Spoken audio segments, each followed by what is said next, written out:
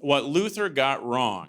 This was my big plan for how to celebrate the 500th anniversary of the Reformation, and nobody else wanted to do it. Petersen wanted to do it, which is why he's brought me in here belatedly in 2018.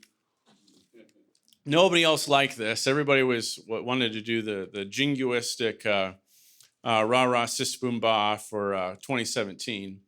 And that was great. I hope that your circuit Reformation party was just as magical as mine was. So that's neat. But it is hard for you and I to understand the personal importance of Martin Luther to the first 3 or 4 generations of the Reformation. And I'll prove that to you by in a moment, by just how much you don't get it. Well, I mean, I shouldn't say that. You're almost certainly smarter than I am. You probably get it. It was all very surprising to me. Very surprising to me. So I grew up, Lutheran and interested in Luther stuff. A lot of you guys know Rick Stuckwich. His dad was my pastor, Don. Really sharp guy, really interesting. So at a young age, before I went off to go to Seward, I had read a lot of, what I thought of was a lot of Luther. I read the Large Catechism, I'd read the Bondage of the Will, I had read, other stuff that he gave me. My favorite devotional book, Luther for the Busy Man. Anybody got this book? That's an awesome, Wade's got it. Wade's got every book. Published down in Adelaide, and it's like Portals of Prayer, but all the devotions are by Luther.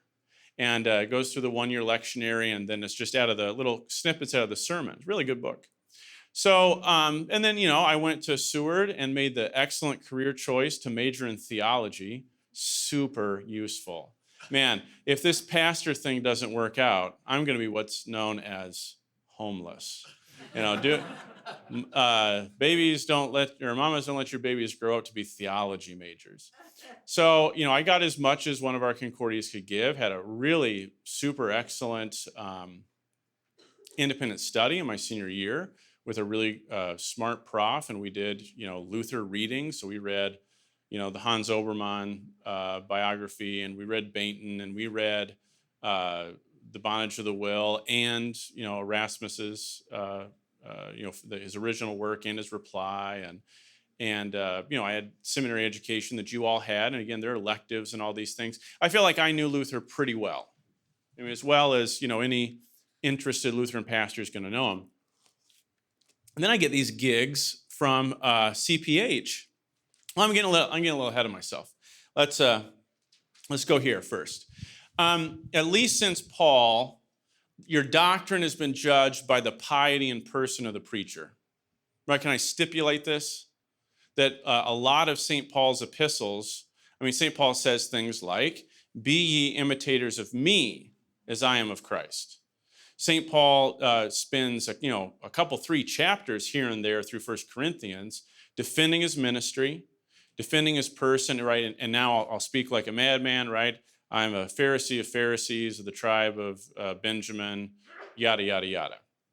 So Paul's personal witness that he lived his doctrine, that he was a good person, was very important. And really the book of Acts, that's the second half of the Acts of Paul, are a study in his personality, right? That really comes strongly across. That Paul was, I don't know, how would you describe Paul? Snide,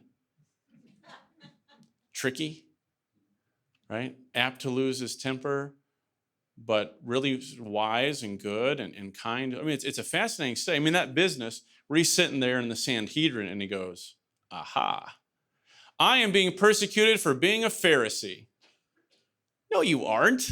You're being persecuted because you said Jesus Christ rose from the dead. But boy, howdy, he knew how to get out of a tight spot. So the personality is very important. How about Augustine and Jerome? There's this, one of the things I translated for the new Luther's works was a set of theses that Luther put together on digamy. Not bigamy, but digamy. Bigamy, you all know about. It's where you're married to 2 wives at the same time. Digamy is if your first wife dies and you get remarried. And the question is, can you be a pastor? Because St. Paul says you be the husband of one wife. And so this was a hot topic once Lutherans started ordaining their own people. And this guy had written a work from within Lutheranism and arguing that no, if your wife dies, then you can't remarry and remain in the pulpit. And I believe that's canon law in the East, I believe.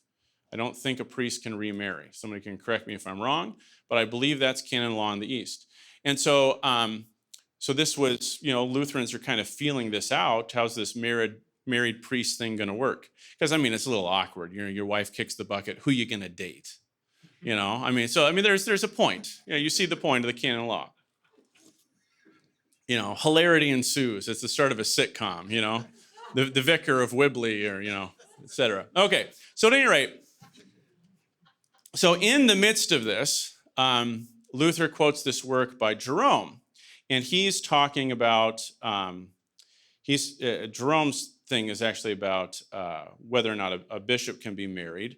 And Jerome is arguing, yes, the bishop can be married, and it's a case of like Auxentius, and don't ask me of where, Auxentius of some place in Spain. And it became this famous case, and they argued about it. And perhaps second only to St. Paul in terms of can be a real jerk. Oh, Jerome. This work is so good. He's got this great line in there where he's like, these guys are saying, the bishop can't be married and all the problems this can be. He's like, I heard that you can even be a bishop if you totally knocked up some chick before you were baptized and then shoved her off to North Africa because your mommy told you to. I've heard that maybe could happen.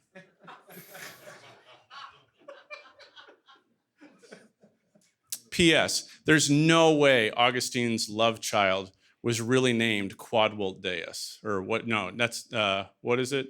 It's the same translation. God wills, whatever his name is. It's a pen name for confessions, right? And the chick is never named. They're still alive, like in hiding in North Africa or something. So anyway, so Augustine and Jerome, they're constantly, they're going after each other, and Augustine kind of tries to pretend to be above it a little bit. But, Jerome, he's just a priest. That gets said. So it's good stuff. And so we get to the same thing when it comes to Luther. We get these arguments focus around who he is, how he lives, what he believes, and a good portion of the polemics during Luther's lifetime and in the 2 generations after are about Luther more than Lutheran doctrine, especially the early Roman Catholic polemics against Lutheranism are against Luther. And you'll still find this is still very current amongst whatever the equivalent is of issues, etc., listening Roman Catholics, whatever that equivalent is. What they know about Luther is that he was, a sexually deviant monk, right? This is their thing. That he's this lowly monk. He's all tied. He's vulgar and he's all tied up about his sexuality. And this is all really just about him needing to leave the monastery and get married. Sort of like our politics was said. I don't know. Okay. So, and again, this is really foreign to us today. We like to judge things by doctrine. We are Enlightenment people. You and I. Nobody can actually believe in postmodernism after they get married and have kids. It's just impossible. Everybody can believe it in college, and I guess if you stay in the academy, you can try, but nobody believes it. We are all Enlightenment people. We do believe in truth. We do believe that things should be argued out, and so we like to judge things by doctrine. And so what I'm going to read you probably is going to sound very weird to you. But that's not what they thought about it, even when you get down to the 3rd generation after the Reformation. So I'm going to read you stuff that's included in John Gerhardt's Theological Commonplaces, commonplace number 25 on the church. And in this, Gerhard is arguing about the validity of the Lutheran Church. Because, again, this first point I have up here under Luther, that the Reformation was felt to be epochal. The Reformation was felt deep in the bones of the people who followed the Reformers to be, in some sense, wrong. Wrong in the terms, and kind of, discomfited or horrified. This was rending the unity of the church. Just at the time when the Turks are attacking Vienna, we're going to have this argument that's going to rend our society apart. You better believe, there's a reason, right? The Augsburg Confession spends the amount of time it spends on that in 1530, on that point, right? Because this was felt to be, why are you doing this? Does this really be this important? Don't we have bigger fish to fry? Why are you, tearing apart the unity of Christendom? Okay, let's say it has to happen. Well, you're tearing apart the unity of Christendom. Who told you could do that? Right? Are you so sure you're right? And again, it's hard to understand for us today how deeply that was felt. But here's Gerhard. And I'm going to read some things to you. They're going to sound to you very silly. And so I'm going to start up by also saying, John Gerhard is smarter than you. Like way, way smarter than you. Okay? Again, there's probably one person in this room who would be smarter than John Gerhard. Well, on the last day, we'll ask who that was. No, Dr. Mays left. He shouldn't have left. He deserved it. But that's pretty much, and Ben will tell you the same thing. It's this very humbling to work on this Gerhard stuff. Very humbling. Because again, you think you know Greek and Latin and Hebrew, not as well as these guys. You have Logos and Google to look up your quotations. These guys didn't. There's the volume of work and just how top of mind all this knowledge is for them. He's amazing. He's a better Lutheran than you too. I'm going to stipulate that. Really knows his stuff. Knows a lot of things that you and I have forgotten.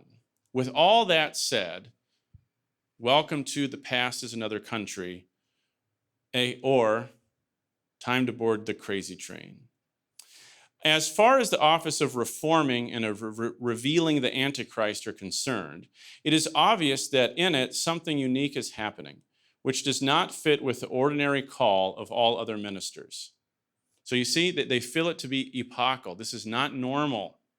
This is not the normal job of a university professor in Christendom.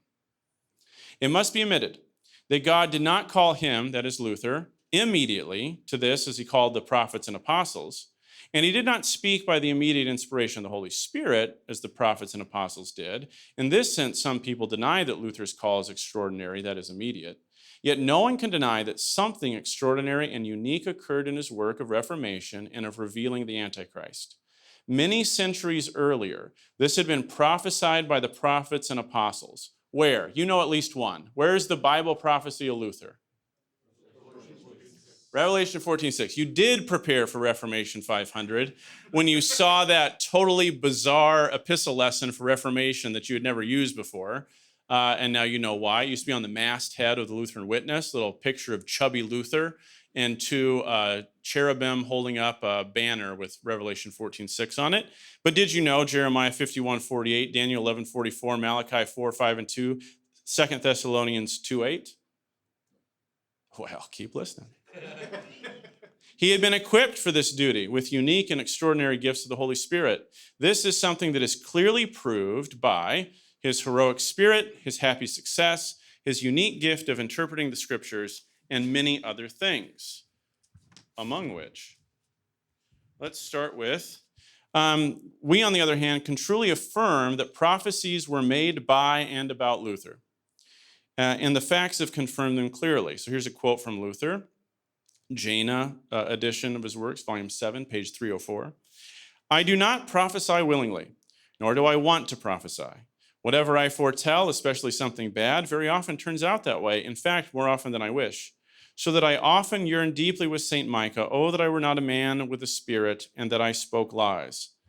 Tanner says that Luther foretold false things, that he was therefore a false prophet because the outcome did not correspond to the prophecies. So that's Roman Catholic, Englishman, in fact, that Gerhardt's quoting. We respond, 4 points must be remembered about such predictions, the origin of the prediction. Then he goes on, he's going to defend the fact that Luther is a prophet, or at least made prophecies that came true. So what were those like? Well, how about Luther predicted that the frenzy of his enemies would not harm him. He predicted that while he was alive, no war for the sake of religion would begin. The outcome has certified the truth of both predictions. Melanchthon, in his speech on the life and death of Luther, mentions more of the same sort of material. During the Diet of Augsburg, when the situation seemed to be riding on a razor's edge, Luther, absent for a time, and remember, Luther wasn't at Augsburg, right? Luther, absent for a time, emerged from his little room after serious prayers to God, and with a loud and joyful voice, he repeated again and again, "We have overcome." He found out at the same time the decree of the emperor had been published that no one should suffer any loss because of his confession of the evangelical doctrine. So Luther's 30 miles away, he goes in to pray, and he comes out knowing that all is well. The prophecies that Luther made can be arranged into two classes. For some are set forth in Holy Writ, and some are in the history of the church. From Holy Writ, we should place here what is said in Daniel 8:25 about the Antichrist under the time of Antiochus, that he would be broken without a hand. That is, that he would be destroyed not with physical weapons by the powers of this age, but by the preaching of the gospel through Luther. QED. In Daniel 11:44, here there is this prediction: tidings from the east and from the north will alarm him, that is the Antichrist. Those tidings mean the sincere preaching of the gospel and the testimony of the truth opposed to the errors of Antichrist. According to the interpretation of the apostles, 2 Thessalonians 2:8 and Revelation 14:6, those tidings make Christ the day spring from on high to shine forth.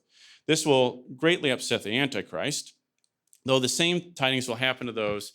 Okay, so you're like, well, okay, that's not too bad. It's just, this is going to come. Well, wait. Jeremiah 51:48, the destroyers of Babylon shall come from the north, says the Lord.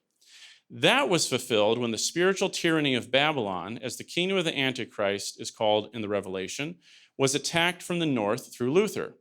Jeremiah 51:27 and 33, Ararat, Minni, and Ashkenaz will thresh Babylon.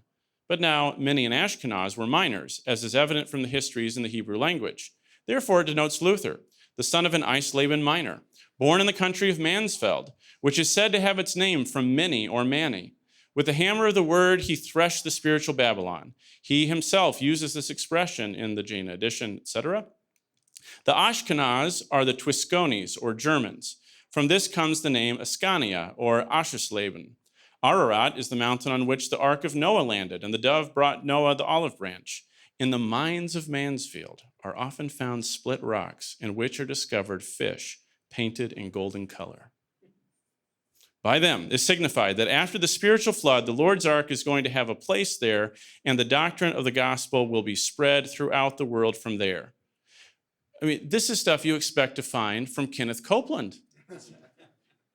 Right? They found fossils in Mansfeld. QED, Luther, Reformation stuff.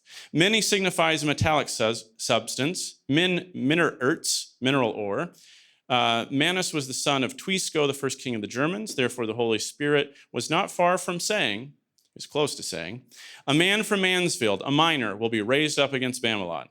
Just as 1517 years before the birth of Christ, the children of Israel were freed from Egyptian captivity and the tyranny of the Pharaoh, so also, precisely 1517 years after the birth of Christ, our forefathers were freed from the spiritual Egypt of the Roman Pharaoh. Now see, you would have been more prepared for last October if you'd have been reading Gerhardt. If you'd get this subscription, you should do this. There's all this stuff about Revelation 14:6, which again, you probably know about. So let's go on to my personal favorite, the Numerology, pointing to Luther. We can supply far more prophecies like this from the history of the church. In the ecclesiastical hymn of Ambrose and Augustine, we praise thee, O God, which, right? I mean, Petersen today told us is kind of the Bible. That was in the sermon. I was listening to the sermon. Kind of the Bible. You don't know how much. The numerical letters in the verse, tibi, cherubim, et seraphim, incessabili voce proclamant. If you take just the Roman letters out of there, the I's and the V's and the C's and the D's, right? They add up to 1517. The year in which Luther began the work of Reformation. Dresserus mentions that in the year 1266, there was a duke in a Saxon household who was called Luther. Okay, that's random. In a prophecy included in a song to which the name Sibyl was attached to the Sibylline oracles, right? Die sirai, die sila, cum David, cum Sibylla, right? With David and the Sibyls testify about this. This is a big thing in the Middle Ages, these Sibylline oracles. There's also a prediction of the destruction of the imagined church of the true succession. It goes on. So Luther's in the Sibylline oracles. That's great. This one is good too. Around the year 1152, Frederick Barbarossa constructed a temple in Carinthia, which was called das große Turmstrippen Wusterhall. He decorated it with various pictures and statues, among which has been found a stone statue that had the form of a monk with a tonsure, whose body was girt with a cord, a big cord, and over the head was written with capital letters, Lutherus. Theophilus Paracelsus reports this in the description of Carinthia that was printed in Strasbourg.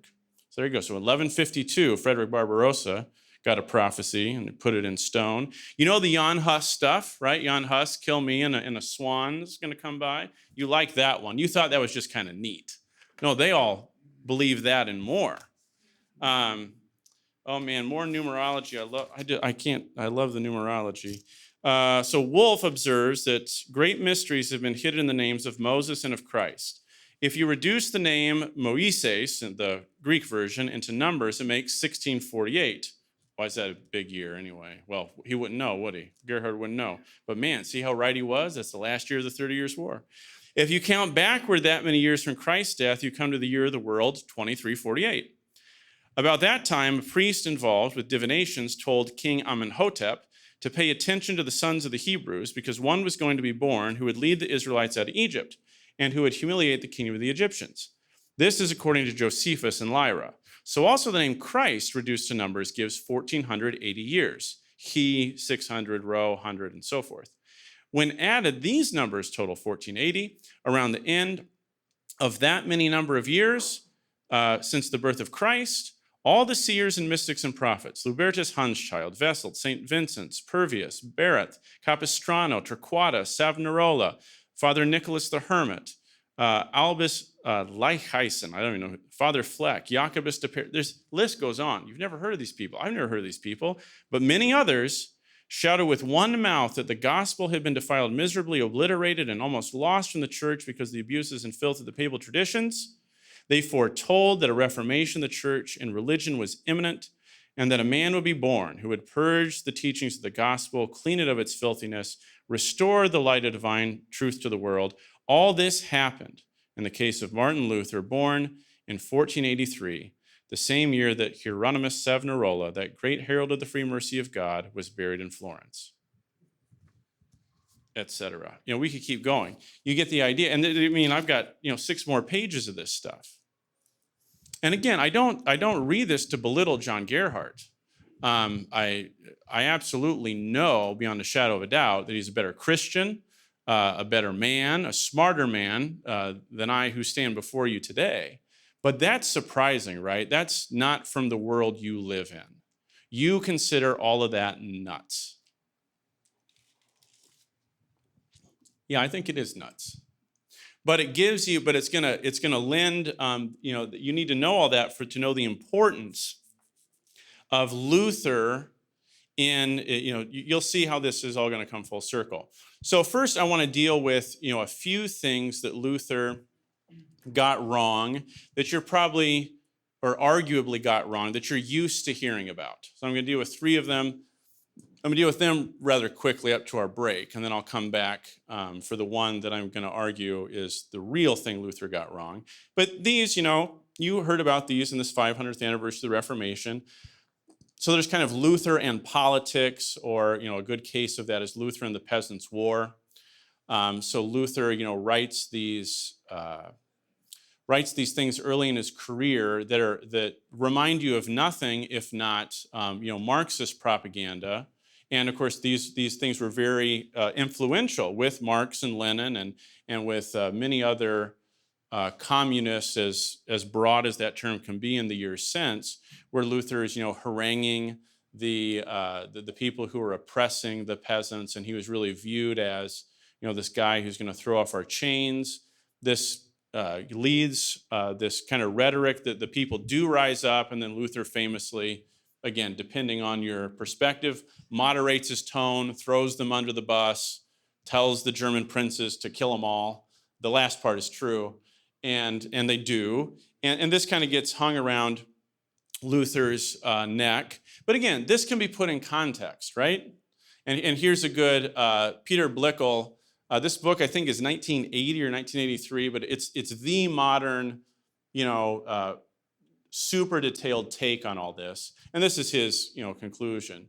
The popular movement reached far back into the 15th century, and Luther created neither the demand for change nor even its religious expression. He did offer the movement two things. First, his own biblicism strengthened the popular doctrine of godly law as the norm for a Christian social order.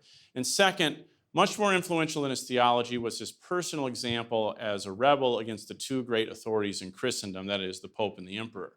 So, so historians have looked at this, and it's kind of not fair to lay all the blame for these epochal changes that European society was simply ripe for. And so a lot of this defense of mistakes in Luther's life basically comes down to this stuff was going to happen, whether it was going to be whether the guy's name was going to be Luther or something else. These things could not be undone. And so this is so Luther and war, Luther and politics. That's a good one.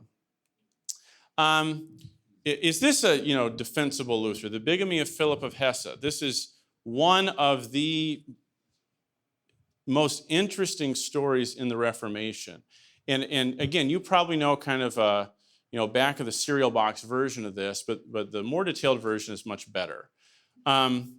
So if you are a prince and you're going to inherit a kingdom, your marriage is likely going to be arranged, not exactly going to be a love match, right? So I don't know, let's say your name is Charles, and they want you to marry a nice, good-looking English girl, maybe from one of them fancy French-sounding families like a dispenser. And you're supposed to marry her, and you know this, right? This is the famous Red Book interview. And so there is the young, how old was Diana Spencer when she got married? Anybody know? 19, a real live young maiden, and a nice girl. And so there they are sitting down with this American magazine for their interview, and the gal asks, softball question. So, are you guys in love? And Diana's like, oh yes, I love Charles. And Charles' response, nobody knows this? People don't read Red Book? His response is, what is love? Yeah, like what is truth? Now, why was Charlie Boy saying that? Well, because he already had the lady he loved, and it wasn't sitting next to him. I mean, she was, sorry. It's like the old, what do you call a dog with wings? No, nobody knows that one? Okay, Diana McCarthy. So Charles is doing what princes have always done. You got to marry somebody, but you just got, you got your chicks on the side. No big deal. That's what it means to be royalty. Okay, so Philip, this is his life, right? He's got this gal. He's not really, he doesn't love her, but he had to marry her, and her name is Katerina of somewhere or other, or Christina Landgrave of, well, now she's the Landgraven of Hesse, sure, but wherever she's from, Lactitia or somewhere. So he's got to marry this gal, Christina. He doesn't like her, but, whatever, right? So you got your ladies on the side. But then Philip goes and gets religion. And he gets Lutheran religion. And so this starts to bother him. And he doesn't like the fact that he's a much more interesting figure just than maybe you know about. He's a tragic figure.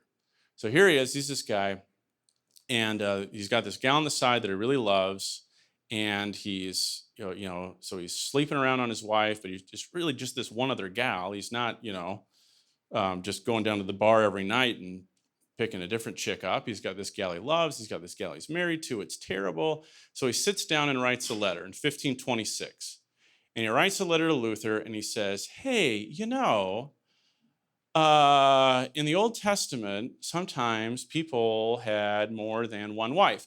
And so let's imagine that, let's say there's a guy, and he's got this wife, and she's like diseased and everything's bad. And would it be okay for him to have a second wife like David had a second wife and all those guys back then had a second wife? You know what I mean? Asking for a friend. I'm not making that last part up. Doesn't mention this is about him. Just says, hey, I got to run marriage policy now in Hesse, and we got rid of canon law.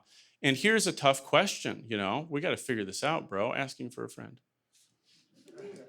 And Luther writes back, he's like, no, I get what you're saying, and maybe in some crazy circumstance where, a woman, comes down with some terrible disease and essentially needs care, but she can't produce children or perform other wifely duties, there might be some case for some exception to this, but no.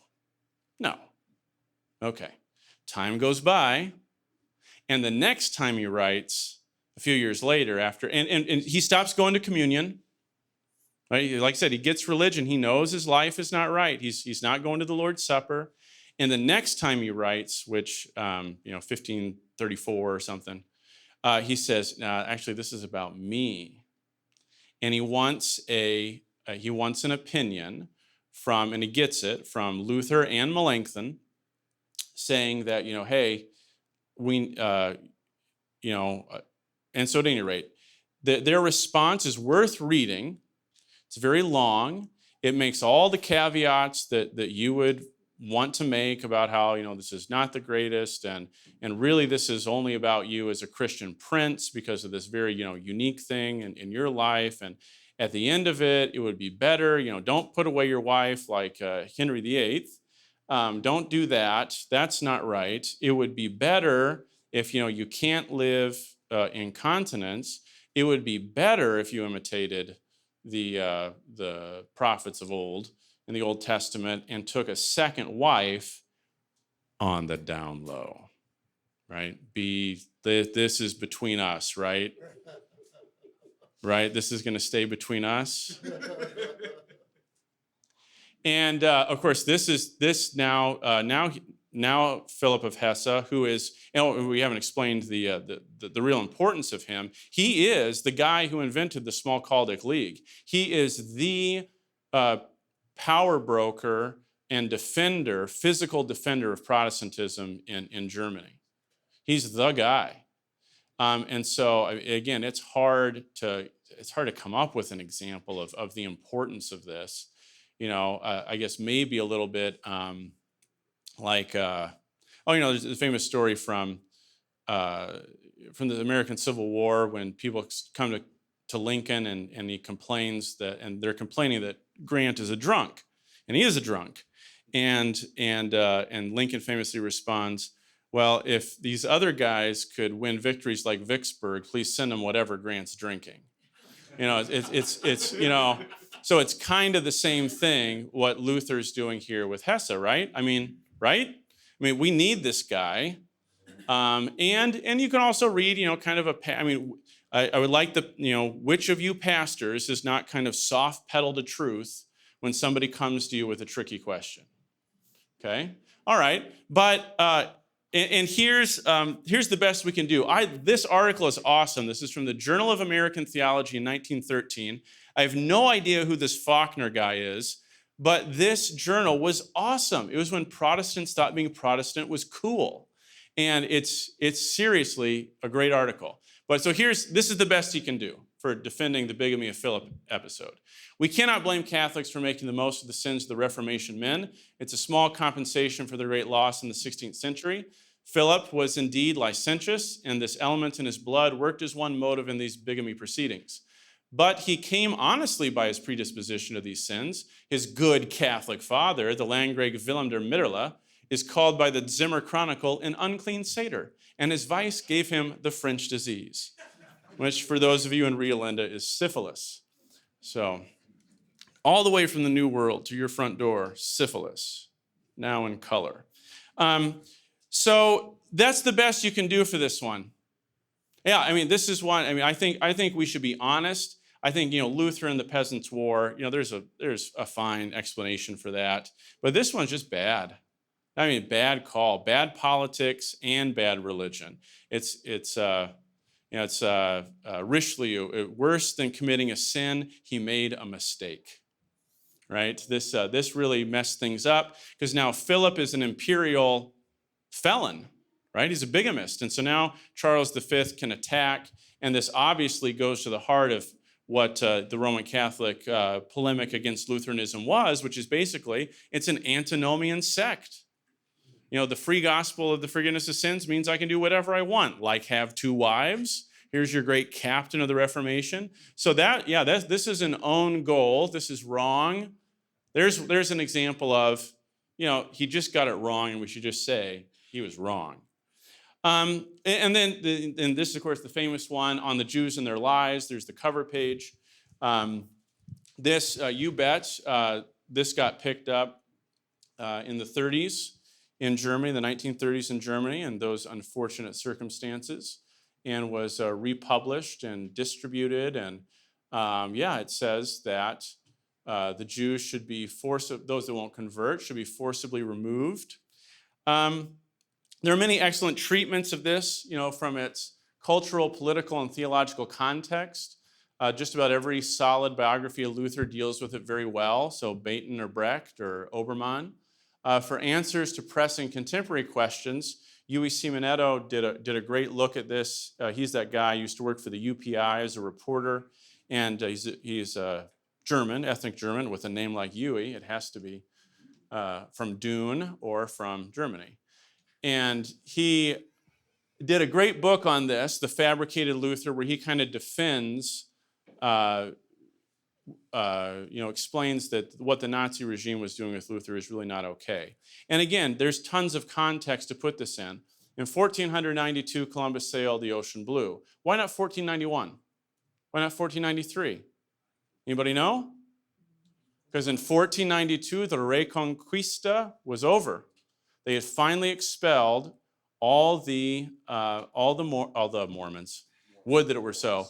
All the Moors, all the Muslims from Spain.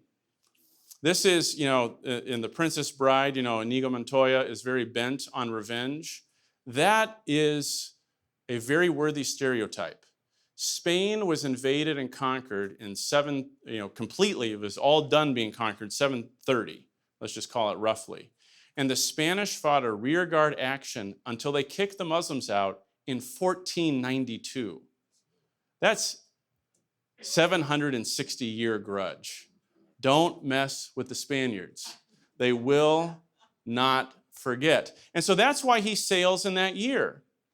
And then the Jews who were in Spain, what choice did they get? Convert or leave.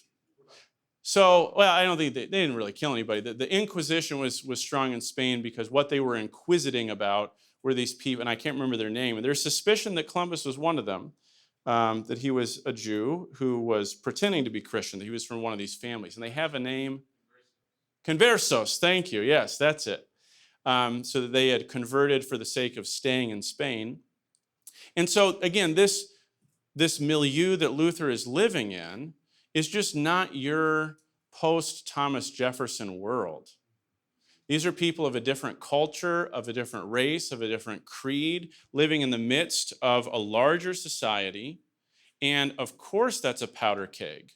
No matter if it's Protestants or Roman Catholics in Northern Ireland, or whether it's Hindus and Muslims in Kashmir, or whether it's Shia and Sunni in Iraq, Um, you know, America is the first, we're making a go of it, of this multiculturalism, multinationalism, all under one roof. We've made the best go of it that anybody's ever done. You could say the Romans did, but they really left all their communities in situ, right? So wow. So again, even this one, which many people think of as the key example of, oh man, did Luther get things wrong by our standards today? Even that one has some contextualization that makes it understandable, more so than the bigamy of Philip, I think. I mean, the bigamy of Philip is just so utterly bad. This fits into a wider cultural argument of how do you live? How should a minority that is live in the midst of a majority when they have an inherent conflict? Because remember, Luther is really mad. Luther sponsors the first translation of the Quran into Latin so people can read it in the West. And he was similarly very interested in the Talmud. And when Luther starts to find out what Jews say about Christians, Christianity, our Lord, and Mary in the Talmud, things do not end well. And so this is, and is this not still a hot topic in our society? How, in the news in Europe, how do you have a majority population, which is now largely post-Christian? How do you deal with an immigrant community that's Islamic? So same kind of question, same kind of powder keg. So even that one again is, I'm not here to excuse Luther of any of this, but I am here to try to be an honest historian and an honest theologian. And so those are the three kind of common ones, right? Lutheran, the Peasants' War, Lutheran politics, Lutheran, the bigamy of Philip, Lutheran, the Jews. On 2 out of 3, we can at least give, to make it understandable, to put it in a historical context. 1 out of 3, yeah, bigamy of Philip, I got nothing good to say about it. Own goal, bad precedent, bad theology, bad pastoral care, and bad imperial politics. When we come back from our break, we'll turn to the new material that perhaps you've not thought about before, and we'll talk about, these are small potatoes. When we come back from the break, I'm going to make the argument that Luther really was not right on something theological that has ramifications down for today, and which means that if you could sue the ELCA for calling themselves Lutheran, you would lose the case, because they have just as much right to that name as you do.